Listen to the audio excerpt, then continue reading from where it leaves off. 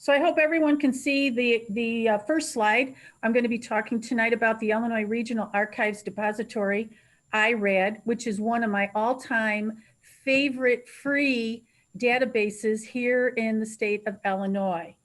The state archives is in charge of IRAD, as they are also in charge of the Illinois Digital Archives. So you will actually access IRAD through the Illinois State Archives.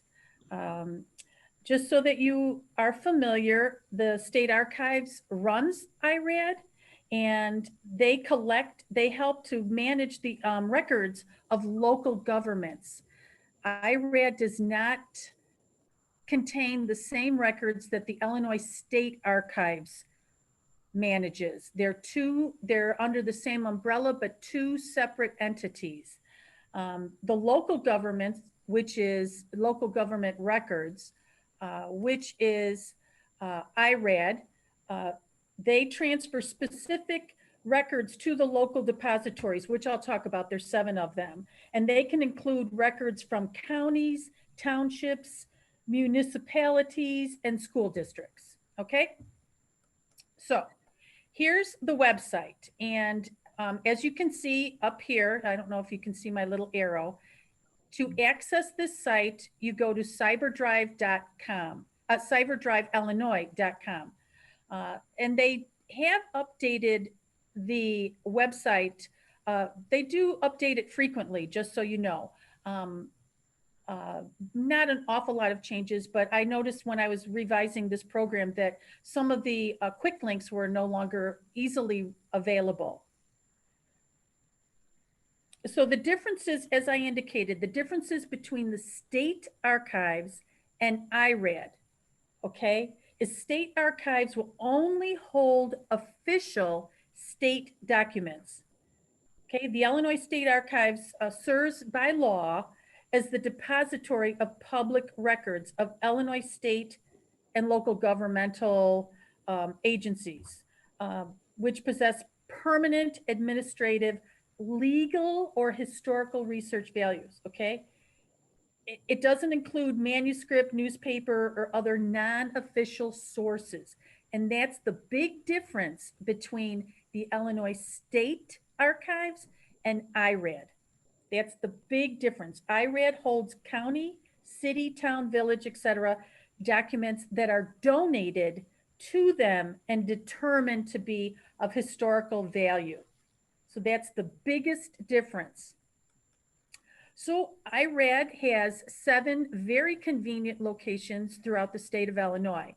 They have Northern Illinois University, Northeastern Illinois University, Western Illinois University, Illinois State University, University of Illinois, Eastern Illinois University, and Southern Illinois University. And each one of these depositories contains different records for their location. So you won't get the same records at Northern that you would at Southern Illinois University.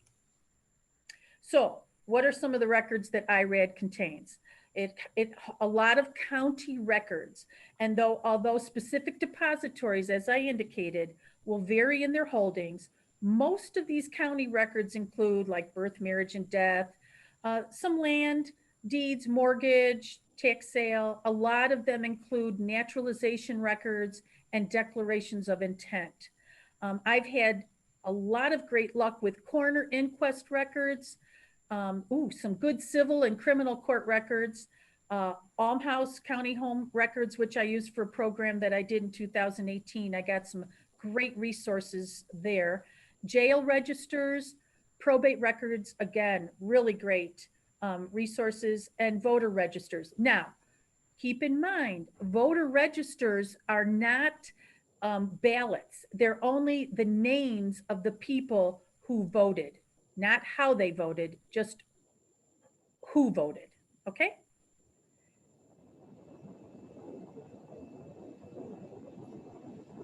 IRAD also contains a lot of documents, historical documents that are donated, as I indicated, from townships, municipalities and school districts. And they, of course, include township meeting minutes, highway commissioners minutes, and those are especially great records if your ancestor worked on any highways in the state of Illinois, and obviously not current, but like in the 18th and 19th century, because those people who worked on the roads had to be paid, and the commissioners were responsible for keeping great records. And you would find, if your ancestors worked on any highways, some of their records could be, or their names could be mentioned in those highway commissioners' minutes. Okay. School trustees' minutes, pupil registers, which I'll show you a clip in a little bit, school land sale, city council proceedings, which I have some great examples from the Chicago City Council, ordinance records, and again, city election records, which I mentioned earlier. So again, local government records in IRAD, each record series will include the following information: the county name, the title of the record, the beginning date and the ending date, which IRAD depository location it's located in, and the accession number, which is the identification number of that specific titled document. Okay? So when you click on IRAD and you access it, one of the things that you may want to immediately go to is the local governmental records listing, which is arranged in alphabetical county order. Okay? For instance, Cook County has over 200 different record titles to search. Some of the more interesting, of course, would be birth, marriage, and death, but you could get saloon license records, dog permits. Yes, I know it's a little off the wall, but dog permits, lamp post ordinances, and a voter registration index. And in Cook County, again, Cook County records are located in the Northeastern Illinois University Depository.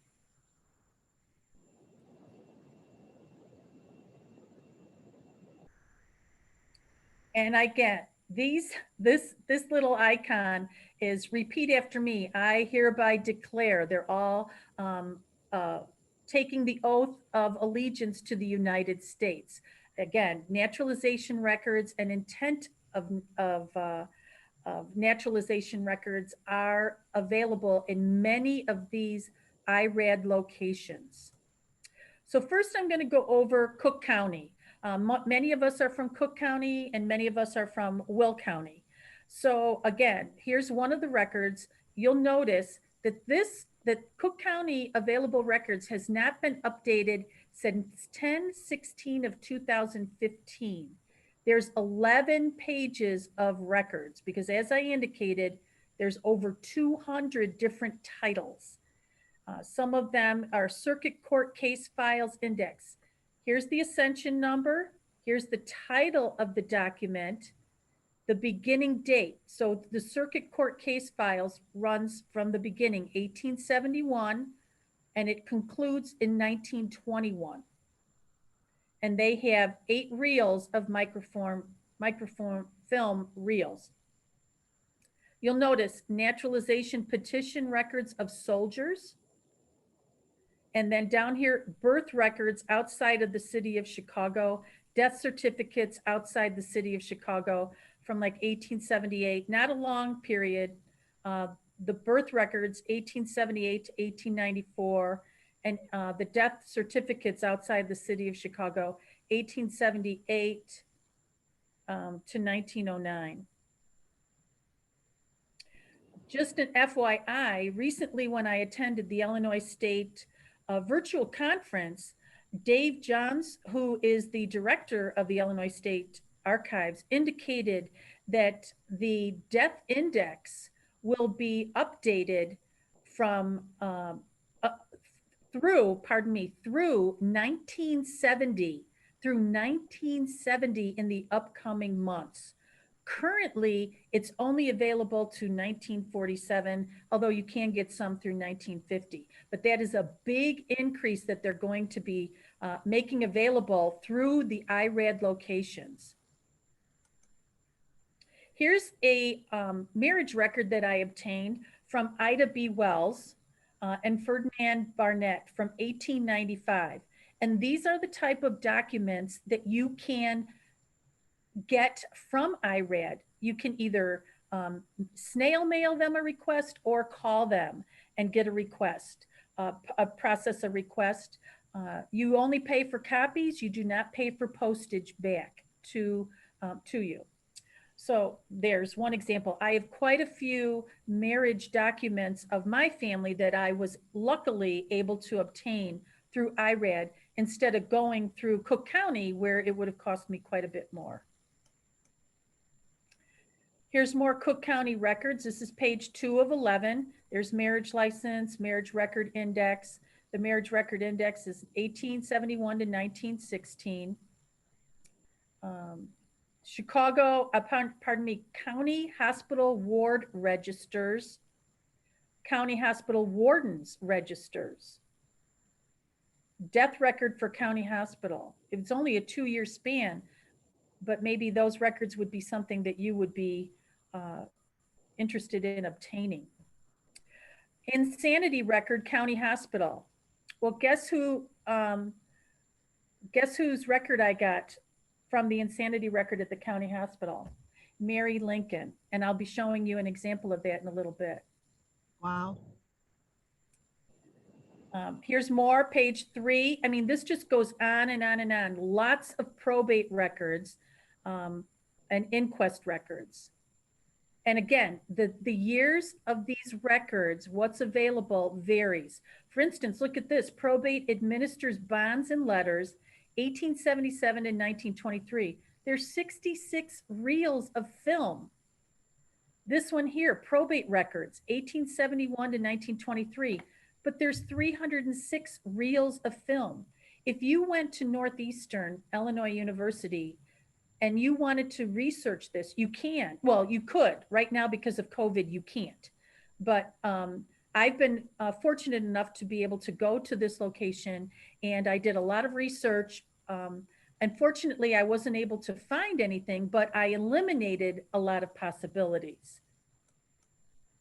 And here's an example. I know it's poor quality, but this is an example of one of my relatives, Johann Frederick Sommer, who died in 1892. And there was an inquest because he fell off a roof and he accidentally fell off the roof, but he was the one doing the work on the roof.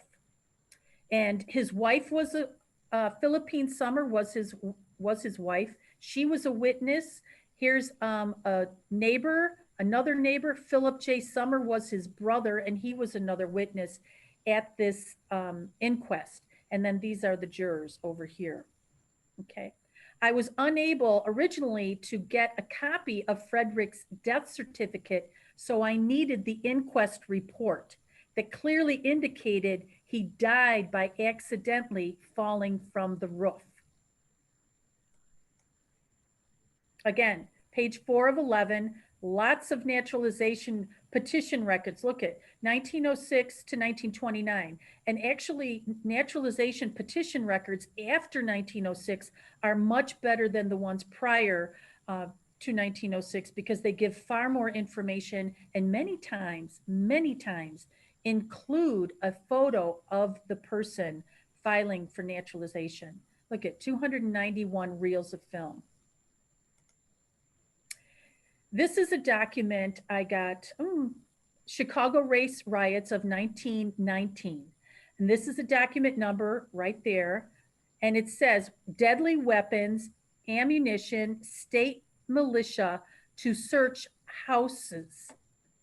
Kind of hard to read, but look at, whereas during the race riots, many have been killed and injured to the detriment and shame of Chicago.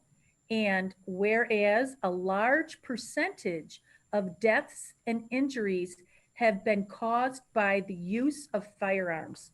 Well, isn't that a little bit pertinent to today with the protests that we've had, not only in Chicago, but throughout the country. So Governor Loudon had cause to request from the City Council of Chicago that it was his duty to call up the state militia to make a house-to-house research for anyone who had weapons and ammunition, and to collect the same for safekeeping. And he, in the riot districts, it wasn't through the whole city of Chicago, it was only in the riot districts that he put that request in.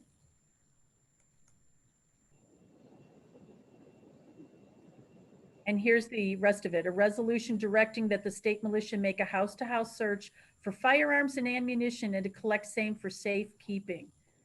I wonder if they could do that today.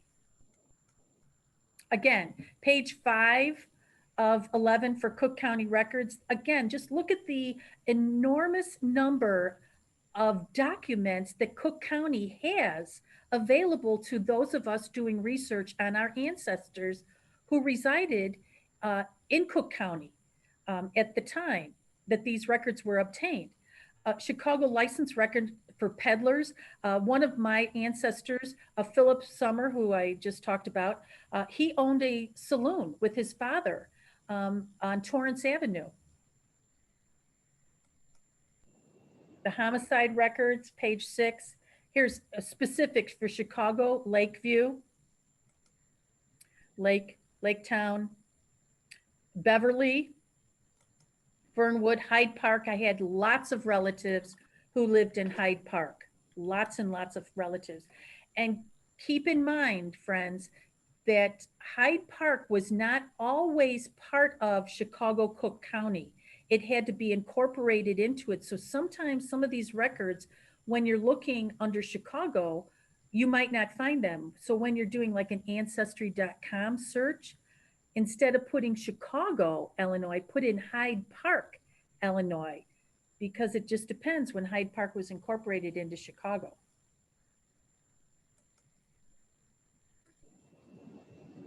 More Hyde Park, Jefferson Village, Morgan Park, Mount Greenwood. Here's a probate record I was talking about earlier of Mary Lincoln. Okay, the first part, as we all know, her son, Robert Lincoln, felt that his mother, Mary Lincoln, was insane. And he actually had to have her arrested, and she had to go to trial. She was removed from her hotel where she was residing, and she was arrested. No warning. Her son didn't give her any warning. And he was appointed the conservator of her estate. And here she is requesting that she obtain a tin box of jewelry that is in his inventory, and she wants it. And this is just a record of the probate for the Honorable N.M. Edwards, who is Mary Lincoln's brother-in-law. Mr. Edwards was married to Mary's sister, Elizabeth, and they lived in Springfield, Illinois. And so Mr. Edwards is acknowledging that he has received this tin box of jewelry and he has given it to Mrs. Lincoln. And so therefore, this inventory tin box of jewelry is now no longer the responsibility of the conservator, Robert Lincoln. All of that. And here's another one where it says, in the matter of the estate of Mrs. Mary Lincoln, who has been declared insane. It just breaks my heart that we didn't have better medical services during this time, because perhaps she would have been diagnosed with something besides insanity. And look at over here, Lincoln, Mary, she's referred to as a lunatic. That's shameful, just shameful. So this says, in the long run, it says again that on December 10th, 1875, that the conservator, Robert Lincoln, has been ordered to release to Mary Lincoln 11 trunks with their contents that he has been in charge of. And now he's indicating that he is giving her 9 of those trunks, and they are now once again in the um, uh, that Mr. Edwards has them in his custody, and he has handed them over to Mary Lincoln, who is now uh, being able to have more comfort for her care and her use, that she has these 9 trunks. And again, once again, it's been discharged that the conservator, Robert Lincoln, is no longer responsible for those particular uh, trunks of materials. Shameful. On reading these petitions, besides breaking my heart, um, Mary Lincoln was found of sound mind in 1876. She was only in Bellevue Place Asylum, which was for female residents um, or inmates, however you want to refer to them, for 4 months. And then she petitioned, she got attorneys, and she petitioned friends and relatives to be witnesses on her behalf that she was of sound mind. She was finally released in 1876 after spending about 4 months in Bellevue. She went to Europe and stayed in France because she could speak the language, and lived off of many of her husband's estates, the monies from the estates that they had set up. She lived there until she returned to America, and then she went not to live with her son. She went to live with her sister Elizabeth and her husband and family in Springfield. Unfortunately, she died in July of 1882 at the young age of 63 years. A sad story to one of our first ladies. Again, page 10 of 11 for Cook County, Rogers Park, Washington Heights, Westridge, Northfield Township. Again, look at those highway commissioners' books if you had any of your relatives who worked on any of those highway roads. Okay, so now we're going to go into Will County. Look at this. Will County's records were just updated October 29th, 2020. They only have 3 pages, but they have some great records, let me just say. And this depository, these records are held at Northern Illinois University. So here's the county, Will County, and here's the depository, Northern Illinois University. And these are all these depositories are located in their libraries. They're not anywhere else, they're always in the libraries. So here's circuit court records. You can see that they don't have a great deal of records until you get down to the collector's books, county court, county clerks, collector's books. They had 250 microform reels. Marriage licenses, 129. And get this, they have marriages from 1836 through 1928. I recently was helping a patron from St. Louis. And at first I said, oh, well, I'm not sure how I can get a marriage record from 1878 from Will County without going to the county clerk and blah, blah, blah. And then I went on IRAD and there it was. I had no problem. It gave me the film number. And so I went to Family Search and simply looked it up on Family Search and I found it and scanned it and sent it to him. Here's page 2 of Will County, Frankfort Township Cemetery records. 1891 to 1925. Probate records, Homer Township road papers. Again, I was talking about those roads, especially 1837 to 1878. Although they only have 1 reel of film, it still could hold a great deal of information.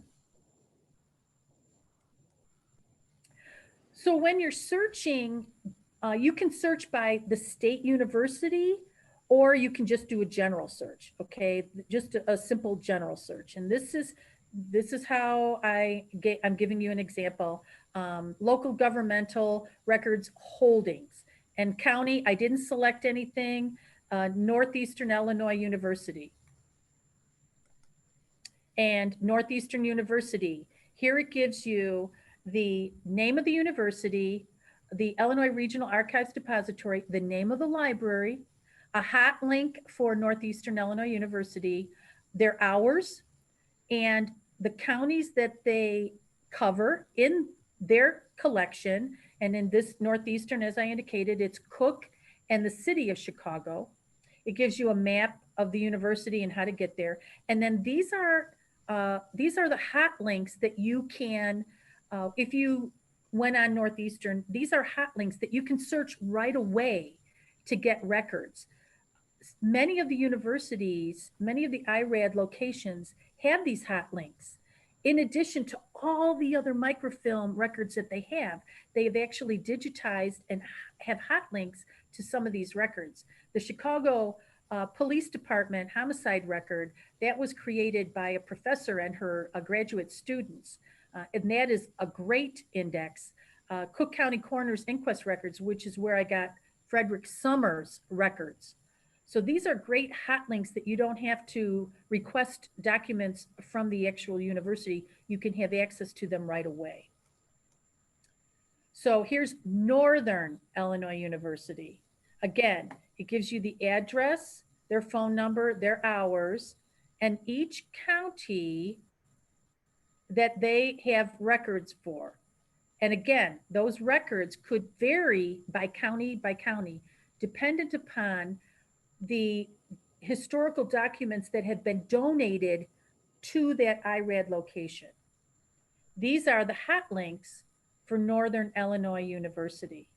Carroll County birth certificates, Kane County, Lake County Circuit Court File Index,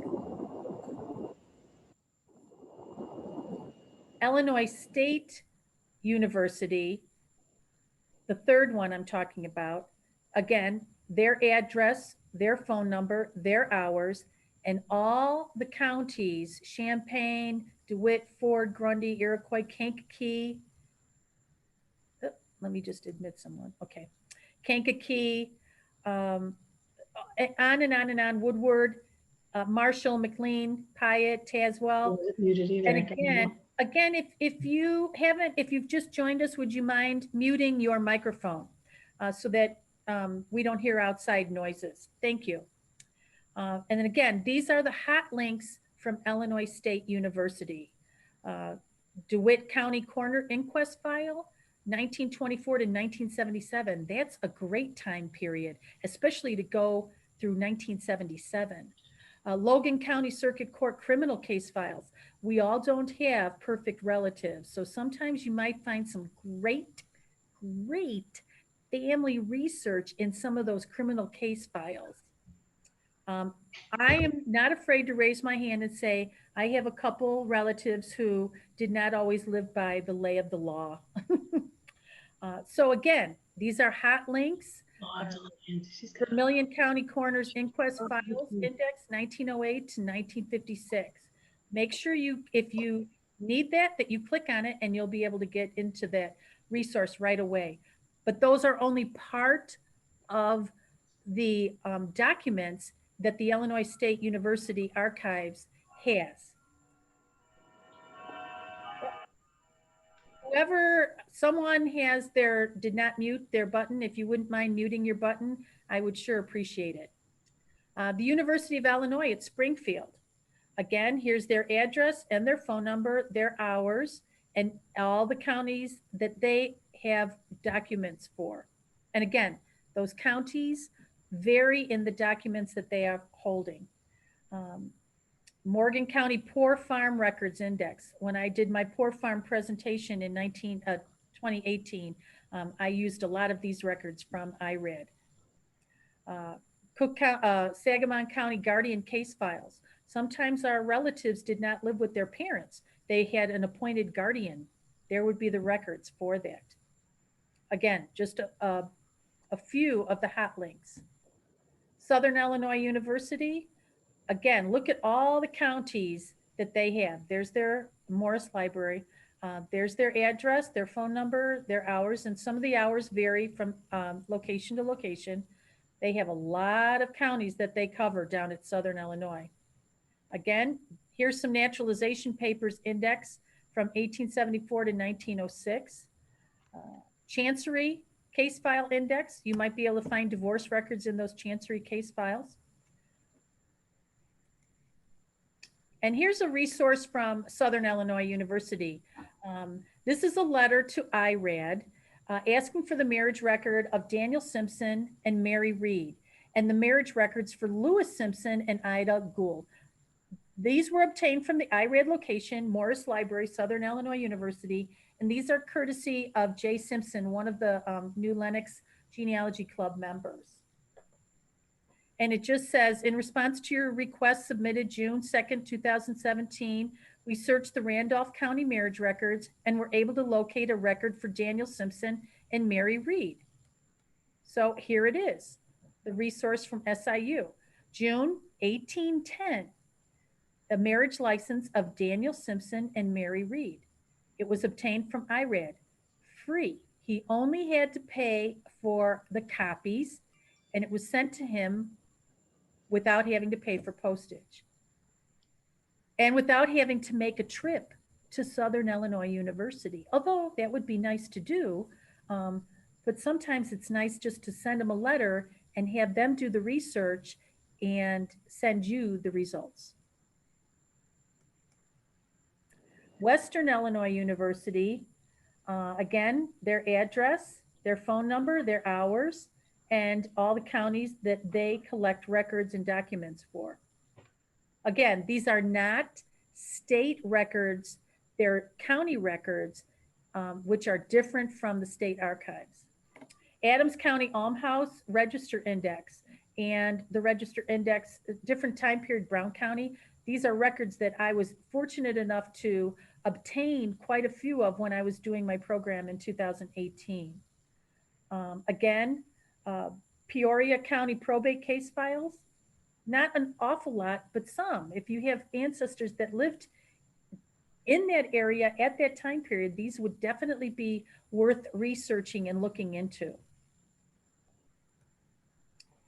Eastern Illinois University, the address, the phone number, the hours, and again, all the counties that they cover, and the hot links. Arthur Local Registrar's Birth Certificate Index, 1868 to 1925. Wow, great documents. Mattoon Death Certificate Register Index, 1899 to 1918. Keep in mind that although a lot of counties did keep death records, they weren't mandated until the early 20th century. And let me just go back for 1 second, if I can. Yeah. What I highlighted Cumberland County because I want to give you an example of like the facts on Cumberland County. And this is what, if you click on one of those links, I know this slide is a little bit difficult to read, but it will tell you contact information, when the county was created or established, history of the county governing board, the county seats, a plat of survey, all kinds of great resources that are right here with just a simple click. And that happens from all the counties that are highlighted. And this is a resource from Eastern Illinois University. It's a marriage index for Jacob Anthony and Louise Feltz. This was obtained from IRAD, location Booth Library, Eastern Illinois University, courtesy of Sandy Ailes. And we were looking, you can't always find these documents on Ancestry.com or FamilySearch.org or MyHeritage or Find My Past. You have to do the nitty gritty hard work and get into those archives and do the research. And we are very fortunate in the state of Illinois that we have IRAD that we can just put in a request and ask them to do the research for us. We couldn't find this record any other way except by making a request. And here's the marriage of Jacob Anthony and Louise Feltz. January 6th, 1870. Again, Sandy gave me this permission to use this slide. We were really delighted when we found these records. So you're thinking, oh, computer. Yes, you can go on the computer, or if you know you're going to be in the vicinity of Illinois State at Springfield, or you know you're going to be by Southern, or you know you're going to be at Northeastern, go in and go into the archives, the IRAD locations when they open. Right now, unfortunately, COVID is making it extremely difficult to go and have fun at any of the libraries and the archives and the museums, and the ethnic um, uh, locations that we can go, like the Polish Genealogical Society. Ooh, I would just love to get back into going to visiting those resources. But right now, all we have is computers. So we have to make the best of it, but don't get discouraged. Okay, so here's just a simple search on a global database. What IRAD has done is just put in all of this digitization, and you can just put in a name and see what pops up. So you would go to the global database search and type in a name. Oh, pardon me. Entering your search criteria, blah, blah, blah. Last name, and gives you some, keep in mind some points and blah, blah, blah. And I just simply typed in the surname Gani because I have a lot of relatives named Gani. And lo and behold, it popped up that the name Gani appears in these three records: the Illinois State Wide Marriage Index from 1763 to 1900, the Death Index pre 1916, and the Illinois Statewide Death Index, which is 1916 to 1950. And this index is the one that is currently being updated and will be available in several months. He At the conference, the Illinois State Conference, he said 3 to 4 months. It should be extended to 1970, so it will be a great resource for us. So the Gani name appears, and then all I'd have to do is do a search. And I just clicked on one, and it was the Illinois Statewide Marriage Index. It tells me that William Gani married Mary Anderson, the date, the volume and the page, and the county. And that William J., who just happens to be the same person, William J. Gani married a Mary E. Jacobs in 1893 in Cook County. And there's the license number. And sometimes, because of the date, you might be able to access some of those marriage records on familysearch.org, especially if you go to an affiliate library, such as the Oak Lawn Library and the New Lenox Public Library. We're an affiliate. So unfortunately, some people end up getting divorced. And friends, these are some of the best records to get your hands on. Yes, they are. So you want to do a search and you just want to type in divorce. You go to the local governmental records holding. I didn't select, let me see if I can get my cursor up there. I didn't select a county. I just typed in divorce, and I didn't select a location. And I got three different IRAD locations: Western, Southern, and the University of Illinois. And these are the counties that currently have divorce records. That doesn't mean that they're the only counties, because I went to the Chicago archives down at Daly Plaza, and I was able to get some divorce records for, like, my grandparents, it was like 75 pages long, their divorce folder. I mean, it was massive. And it was full of great information, which led me to request other divorce records, because I was so thrilled with the one I got that I had to request other ones. And they were just as enlightening as my grandparents. So I don't know. I'm just saying that maybe you'd want to get divorce records. They're public records in the state of Illinois. So here I was searching. I did the same kind of search, but this time I did for pupil registers, school pupil registers. They would list the teacher's name too. So if you knew that one of your ancestors was either a teacher or went to school in Pope County in 1870, you might be able to find the name of the school and the register uh, simply by requesting that record with that ascension number and the name that you're looking for, and perhaps they could send you that document. So are you searching for marriage license applications? Okay, Cook County did not save marriage license applications. Bummer. But these counties did. So if you can get your hands on those marriage license applications, many times they give you not only the bride and groom's name, but their parents' names, how old the bride and groom are, what occupation they held, if they attended school, where they are residing. So, marriage license applications are a great resource, especially if you're looking for parents' names. Again, look at this. Sangamon County has 1879 to 1975 documents, marriage license applications on file. Oh no, oh no, oh dear. Of course, I don't have a battery backup, so I'm going to make it fast, friends. Most popular databases, quickly, there's some examples. The Illinois Black Hawk War Veterans. I went into the Illinois Civil War muster and descriptive role. I typed in the name Bunnell and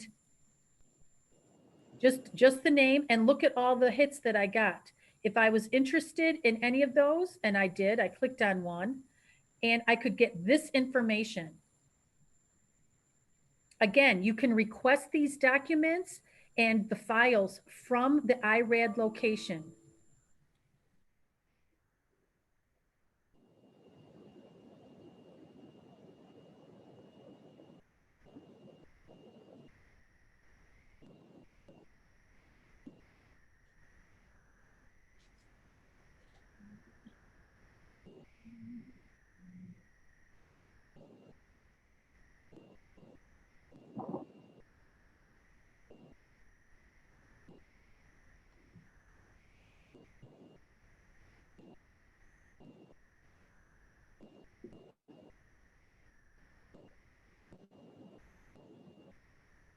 Did we lose Pam? Looks like it. Oh. I think we did, Kath. I think we did. About a half hour ago, I've been watching Channel 9 News, and Plainfield was pretty hard hit with this storm. So I don't know, maybe New Lenox got hard hit too. Yeah. Well, she said her battery was running low. Oh, goodness. Yep. Computers, huh? Wow. Mm-hmm. Hopefully we will be okay for our TMG meeting on Thursday. Yes, I'm hoping. How are you doing, Dee? I'm doing fine. Thank you for asking. And you? Okay, I'm on vacation this week. Okay. But I went shopping for my mother because she doesn't drive anymore, and then my sister's sick, so I got to go shopping for her tomorrow. So 2 doctor's appointments. I'm kind of busy. Mm-hmm. Board meeting tomorrow night for the condo association. I'm secretary, so I got to do that. Uh-huh. So, you know, it's not a very lazy, hazy, you know, Vacation. Yeah.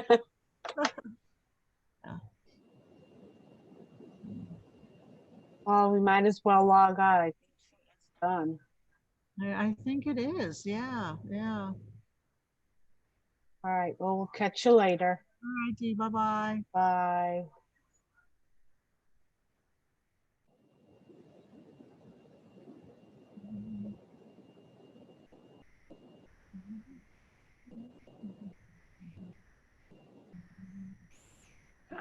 Excuse me. Hi, Kathy. As long as you're sitting here for a minute. What's the topic on the TMG meeting?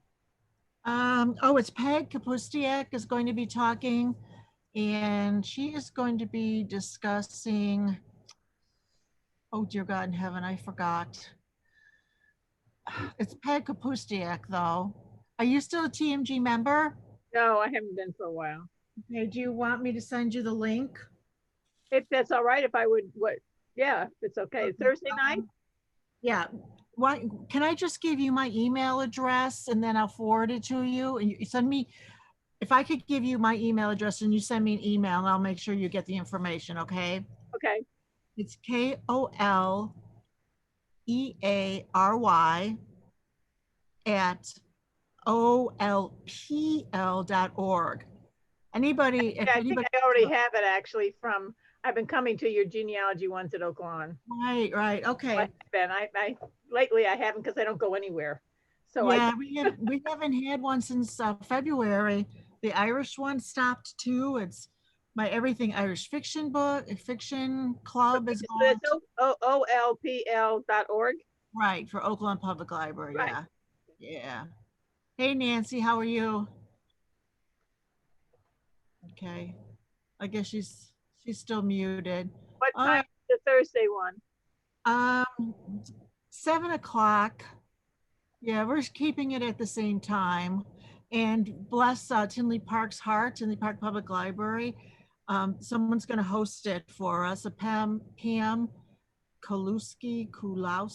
I'm not sure of her last name. So they're very happy to host it. Staff there, you mean? Yes. So I'm real happy about that. So it should be good. Oh, I think it's about finding information about pandemics and things like that. It's a new one that Peg has done. Okay. Just put together, so. And I don't know if she's going to be doing it from Florida or she's up here in Illinois. I have no idea where Peg is. All right, well, I guess I'm going to go off too. So happy Thanksgiving, everybody. Bye-bye. Bye. Bye.